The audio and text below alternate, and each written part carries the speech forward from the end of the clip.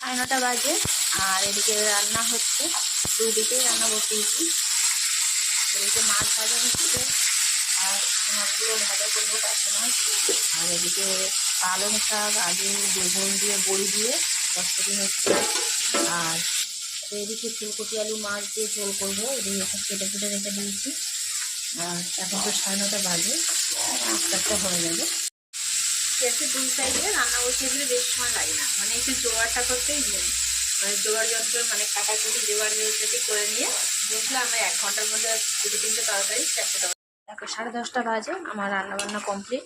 এদিকে মাছের ঝোল হয়ে গেছে, এতে একটু ধনেপাতা দিয়ে আর নামিয়ে নেবো। ভাজা হয়ে গেছে, পার্শে মাছ ভাজা হয়ে গেছে, পালং শাকের তরকারিও হয়ে গেছে। সব বাসনপত্র মেজে ঘষে গ্যাসটা তো এইভাবে গুছিয়ে গেছে নিয়ে বসলে বেশিক্ষণ রান্না করতে লাগে না।